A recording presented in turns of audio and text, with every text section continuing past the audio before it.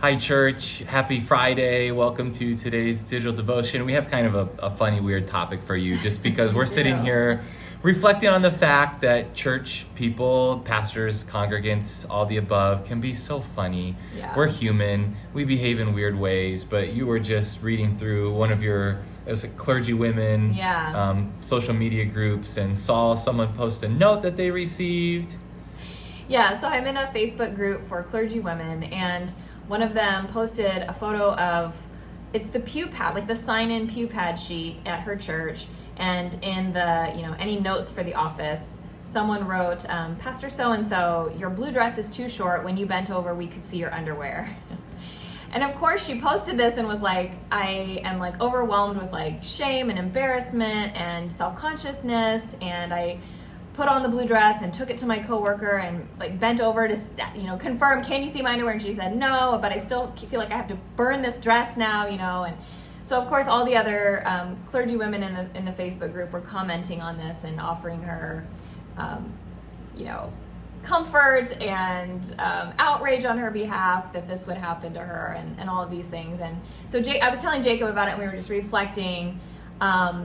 First of all, we're so grateful that this is not the kind of behavior that happens at Claremont UCC. We've never received anonymous notes. Yeah, we don't do anonymous notes. We don't do them. It's just it's unfair on some level that like an anonymous person would write a note to a pastor and the pastor doesn't get to respond to that person directly. And also just, the anonymous note thing, it feels like you don't actually want to have a conversation. You just want to put feelings out into the universe, into someone else's lap. So That's thank you for fair. being a healthy So thank you for not church. doing that to us. And also I think it's, there's a lack of awareness for this woman that I think as women, it takes a certain ability to overcome self-consciousness and body shame to be able to get up in front of a congregation and deliver a public appearance. And that goes for not just female pastors, but women in any profession in which public speaking is a required part of the job. And I think our culture is just primed to critique what women look like, what they're wearing, what their shoes look like, what their hair looks like, how their makeup is or isn't done, and what jewelry they're wearing. And I would be lying if I said on Sundays in the summer when we don't wear our robes that I'm not extra conscious of what I choose to wear that Sunday, because I know that is just how our culture works. And so it's just unfortunate that this person didn't even take into account the fact that this woman obviously got dressed that Sunday morning for her job and would never have worn something on purpose that would have, had a wardrobe malfunction.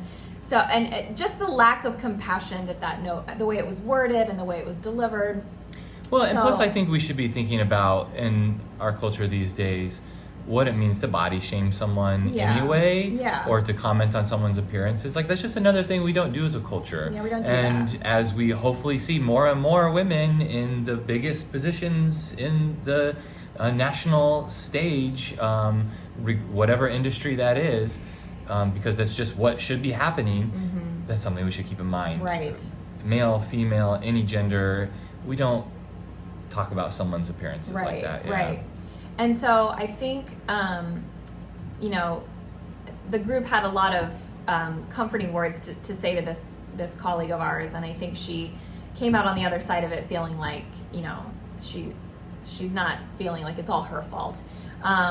But one of the comments that I shared with Jacob that we both laughed about was another colleague said, if I were you, I would put it in, like, since it's an anonymous note, you can't respond to this person, but I would put it in the next church newsletter and just say, to whoever wrote me this note, I think you're mistaken because I actually don't wear underwear. And we all agree that was sort of the best response possible in this situation. But yeah, just thinking of ways that we can reframe, first of all, reframing the, moments of discomfort, moments of feeling upset, moments of anger, bitterness, whatever, just finding ways to let humor dissipate those feelings and get yourself back on track is super helpful. That's what we do a lot. It is so hard to think of those witty responses in the moment. It's so hard, when you're caught off guard. It's good to crowdsource those. But I think that part of what it is just a continual effort to build up our self-worth.